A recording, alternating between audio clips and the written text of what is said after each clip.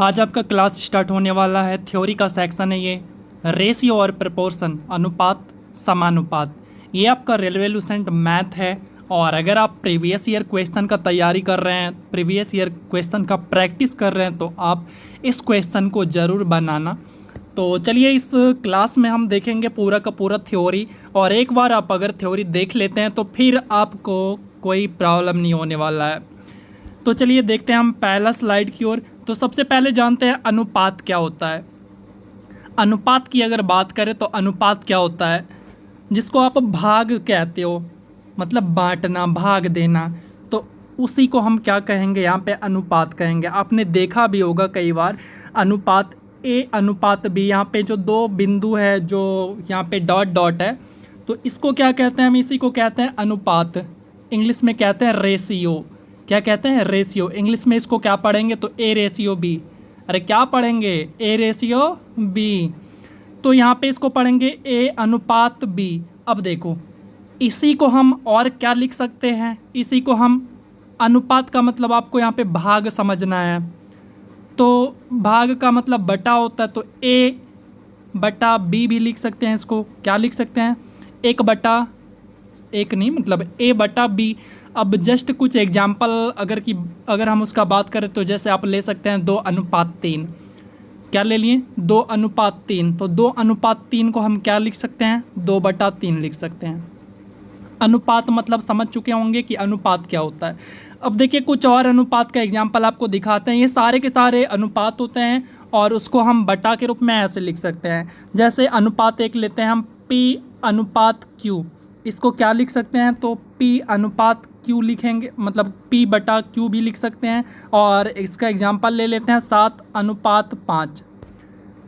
L अनुपात M, क्या लिए, L अनुपात M। तो देखो इसको क्या लिख सकते हैं, L/M। उसके बाद कुछ एग्जाम्पल, 2:7, उसी को और क्या लिख सकते हैं, 2/7। ये सारे के सारे अनुपात होते हैं, बस आपको समझना है, इसमें ज़्यादा कुछ है नहीं, बस आपको समझना है। M अनुपात N, इसको क्या लिखोगे, अरे क्या लिखोगे, M अनुपात M/N लिखोगे इसको। और फिर एग्जाम्पल कुछ भी ले सकते हो, कोई प्रॉब्लम नहीं है। तो 11:3 हो गया। उसके बाद एक और एग्जाम्पल लेते हैं, X अनुपात Y, X रेशियो Y। इसको क्या लिखेंगे, तो X/Y। एग्जाम्पल ले लेते हैं 8:9। चलते हैं अगले स्लाइड की ओर।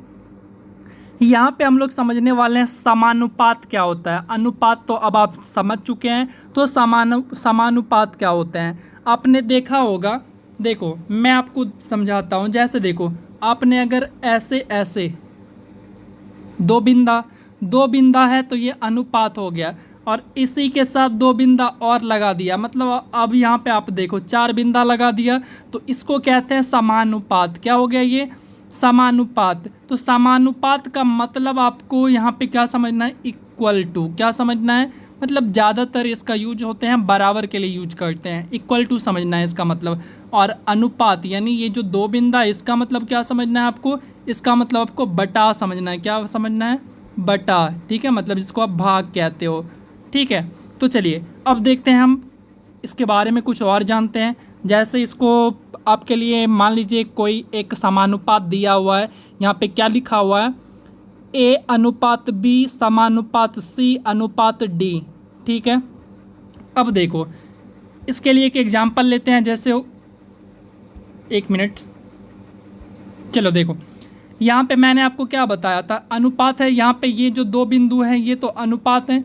इसको हम क्या लिखेंगे, A अनुपात B को क्या लिखेंगे, एक बटा नहीं, माफ़ करना, A/B लिखेंगे।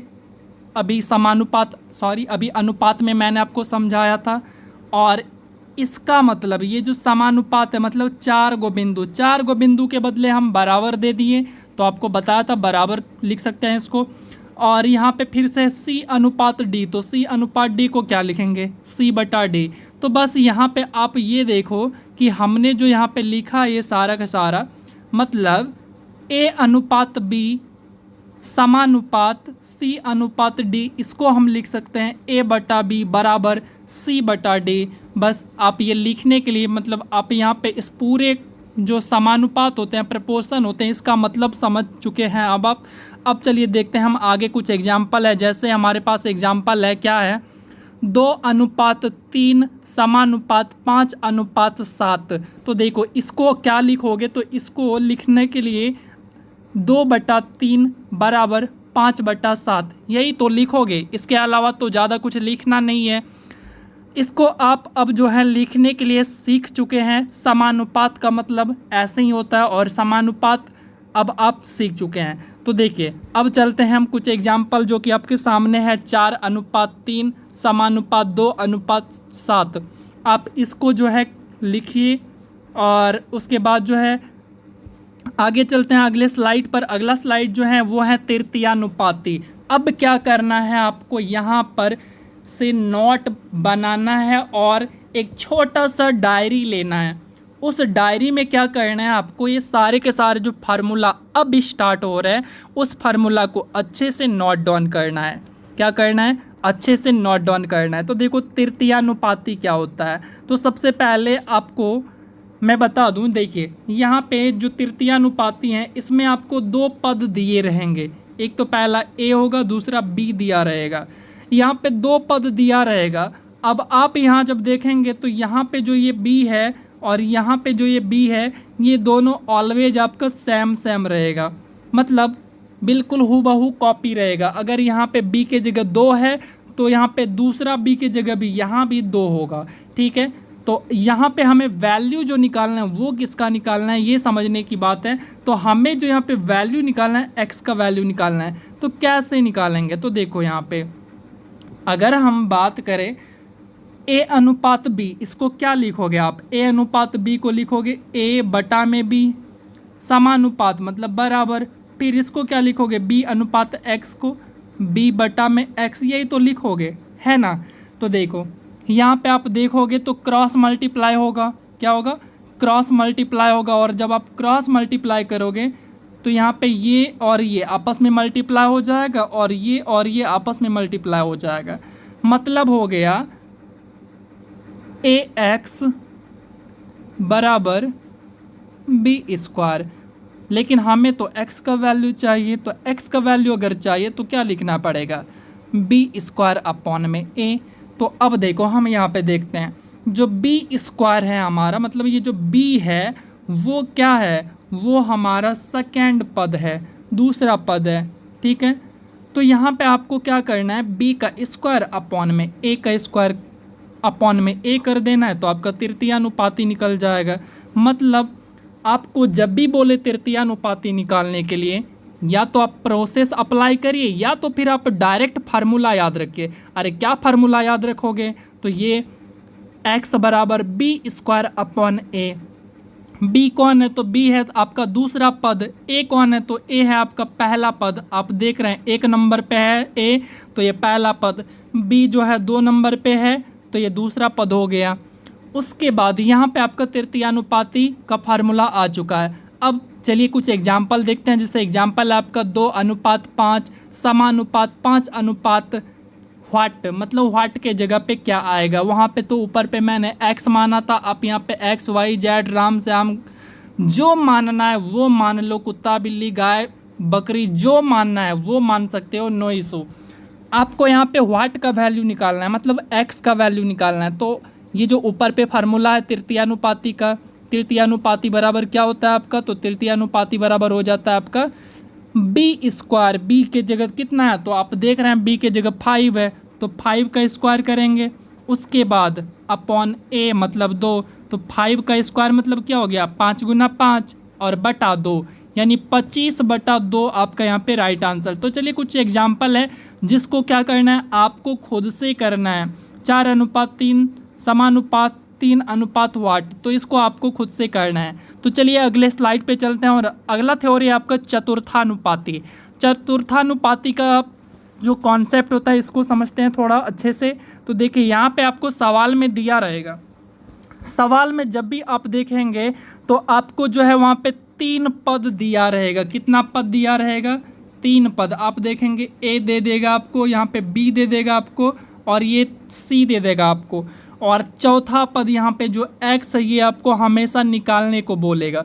तो यहाँ पे आपको क्या करना पड़ेगा, देखिए अगर आप प्रोसेस से अप्लाई करेंगे तो क्या करेंगे, a अनुपात b को आप सबसे पहले लिखेंगे a/b बराबर समानुपात का मतलब बराबर हो गया, उसके बाद है c अनुपात x, तो c अनुपात x को क्या लिखेंगे, c/x।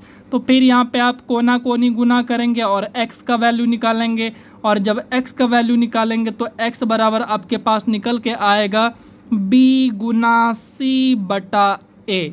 क्या आएगा, b गुना c/a।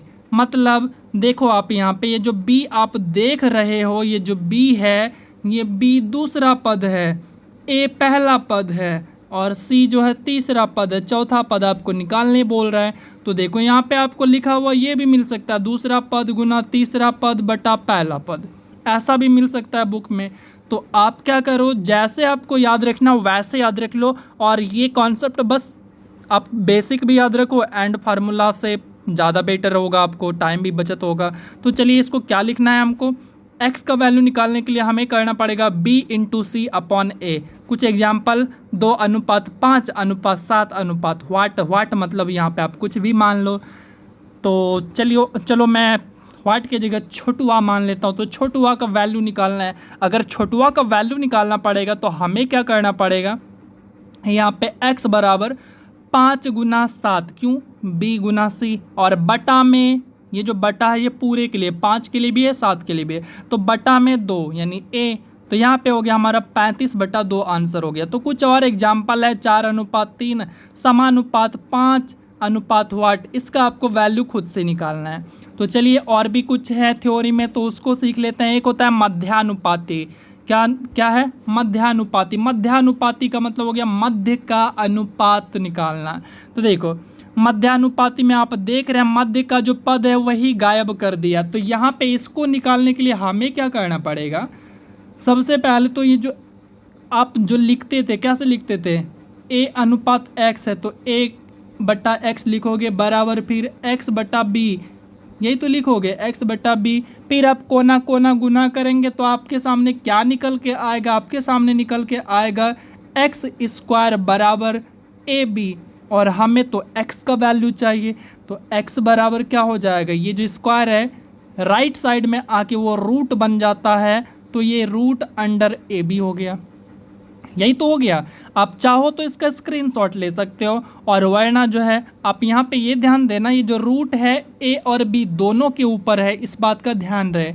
तो देखिए इसको हम क्या लिखेंगे, मध्यानुपाती बराबर आपका हो गया x बराबर √√ab। ये जो रूट है a और b दोनों के लिए, इस बात का ध्यान रहे। तो चलिए कुछ एग्जाम्पल लेते हैं, जैसे 2:x समानुपात x अनुपात 3। यहाँ पे हमें निकालना है मध्यानुपाती, मतलब x का वैल्यू निकालना है। तो क्या करेंगे, √√ab, a है आपका क्या 2 और b कितना है आपका, तो b है आपका 3, तो √6 हो गया आपका यहाँ पे आंसर। तो कुछ और एग्जाम्पल है जिसको कि आपको क्या करना है, खुद से करना है। और चलिए कुछ और थ्योरी हैं, जैसे हैं वर्गानुपाती। तो वर्गानुपाती इंग्लिश में आपको पता होगा, वर्ग मतलब स्क्वायर होता है, और स्क्वायर करना तो आपको बहुत अच्छे से आता है। जैसे मैं कहूँ कि आप 3 का स्क्वायर करो यानी वर्ग करो, तो आप कैसे करते हैं, तुरंत जो है 3 गुना 3 कर देते हैं, तो मतलब 9 हो जाता है। तो सेम टू सेम यहाँ पे वैसे ही आपको एक रेशियो दे रखा है जो है आपके सामने a अनुपात b, इसका आपको क्या निकालना है, वर्गानुपाती निकालना है। क्या करना पड़ेगा, कुछ नहीं, बस बच्चे वाली खेल करो। क्या करना है, अनुपात मतलब स्क्वायर कर दो, तो a का स्क्वायर करेंगे तो क्या होगा a², और b का स्क्वायर करेंगे तो b²। तो ये निकल चुका है आपका वर्गानुपाती। तो वर्गानुपाती बराबर क्या हो गया, a² बराबर b²। कुछ एग्जाम्पल 2:3, तो आंसर क्या हो जाएगा आपका, यहाँ पे इसका स्क्वायर करेंगे तो 4:9। आगे है एग्जाम्पल 5:3, तो इसका आपको निकालना है। फिर है 2:7, इसका भी आपको निकालना है। और उसके बाद चलते हैं अगले कॉन्सेप्ट की ओर। अगला कॉन्सेप्ट है आपके सामने घनानुपात। देखो अभी मैंने निकाला था वर्गानुपात, वर्गानुपात में मैंने वर्ग किया है। इसके बाद है घनानुपात। घनानुपात मतलब होता है क्यूब, तो क्यूब करूंगा यानी पावर 3 करना है यहाँ पे। इससे पहले पावर 2 कर रहे थे स्क्वायर में, तो यहाँ पे पावर 3 करना है बस, और कुछ नहीं है। अरे तुम ठानो तो सही, मैथ दौड़ेगा आपके सामने, इससे ज़्यादा कुछ भी नहीं है मैथ। तो देखो ए अनुपात बी आपके सामने दे रखा है। अब आपको कह रहा है कि इसका निकालो घनानुपात। ठीक है, तो घनानुपात निकालने के लिए क्या करेंगे, घन कर देंगे, तो ए क्यूब अनुपात बी क्यूब हो गया। चलिए कुछ एग्जाम्पल है, 2:3, तो दोनों पे क्यूब करेंगे, तो इसका जैसे ही क्यूब करेंगे तो 2 पर क्यूब अनुपात 3 पर क्यूब, मतलब हो गया 8:27। कुछ एग्जाम्पल हैं जिसको कि आपको खुद से करना है, और फिर ये सारे के सारे आपको कमेंट करके बताने हैं कि आंसर क्या हो रहा है। आगे है आपका विलोमानुपात। क्या है, इनवर्स रेशियो इसको कहते हैं इंग्लिश में। तो विलोमानुपात, विलोम का मतलब होता है उल्टा। आपने पढ़ा होगा बचपन में, विलोम शब्द उल्टा का सीधा, ऊपर का नीचे, तो यहाँ भी वैसे ही है, यहाँ भी सेम टू सेम है। तो यहाँ पे जस्ट आप ऐसे समझ लो, ए अनुपात बी आपको दे रखा है, एक रेशियो दे रखा है। इस रेशियो का क्या करना है आपको, इनवर्स रेशियो निकालना है, मतलब विलोमानुपात निकालना है। तो इसको निकालने के लिए क्या करना पड़ेगा, तो इसको उल्टा कर दो। उल्टा करने का मतलब होता है मैथ में 1/, करना। क्या, 1/, कर देना। तो देखो कैसे करेंगे, ए है तो इसको लिखेंगे 1/a, अनुपात बी है तो 1/b, तो इसको कहता हूँ उल्टा करना। ठीक है, मैथ में आप सीख लो उल्टा करना, एक के साथ क्या करना है, बटा में लगा देना है बस, और कुछ नहीं करना है। आगे एग्जाम्पल ले सकते हो, 2:3, तो क्या लिखेंगे, 1/2 अनुपात 1/3, बस सिंपल। 1/2 अनुपात 1/3। आगे है 5:3, तो इसको भी सेम टू सेम वैसे ही करेंगे। तो उसके बाद ये सारे के सारे आपको एग्जाम्पल जो हैं ये आपको क्या करना है, खुद से करना है, और उसके बाद फिर कमेंट करके हमें बताना है। मैं वेट करूंगा आपके आंसर का, राइट आंसर का। आगे है मिश्रित अनुपात। क्या है, कंपाउंड रेशियो। इसको सीखना थोड़ा ज़रूरी है, वरना क्या होते हैं बच्चे कंफ्यूज हो जाते हैं एग्जाम में जब बैठते हैं ना, तो फिर वो पजल हो जाते हैं कि कौन से रेशियो लेना था। तो देखिए बिल्कुल सावधानी से समझना है। जैसे आपके सामने है कुछ रेशियो दे रखा है, A ratio B, C ratio D, E ratio F. इसका आपसे कहा गया कि कंपाउंड रेशियो निकालो, मतलब मिश्रित अनुपात निकालो। तो आप क्या करेंगे, तो देखो ये तीनों का तीनों जो रेशियो है ना, तीनों का रेशियो से पहला संख्या को उठाओ और गुना में लगा दो। क्या कहा मैंने, पहला संख्या को उठाओ, तीनों रेशियो का पहला संख्या को उठाओ और मल्टीप्लाई में लगा दो। ठीक है, उसके बाद बटा करो, अनुपात का मतलब बटा, तो बटा करो, उसके बाद दूसरा संख्या तीनों का लो और गुना में लगा दो। ठीक है, तो कैसे लिखना, ए कहाँ से ए आया, तो आप देखो यहाँ पे पहले वाले से ए, एक मिनट थोड़ा कलर चेंज कर लूँ। देखो यहाँ पे ये पहले वाले से ए, ये रहा ए, दूसरे वाले से सी, तीसरे वाले से ई, देख लो। ठीक है, यानी तीनों अनुपात का पहला संख्या लेना है, गुना कर दो, उसके बाद भाग में लगा दो, मतलब ऐसे ए गुना सी गुना ई, उसके बाद लगा दो बट्टा। ठीक है, फिर दूसरा संख्या को यानी सारे दूसरे वाले जो संख्या उसको नीचे में लगा दो, बी गुना डी गुना एफ, बस ये हो गए।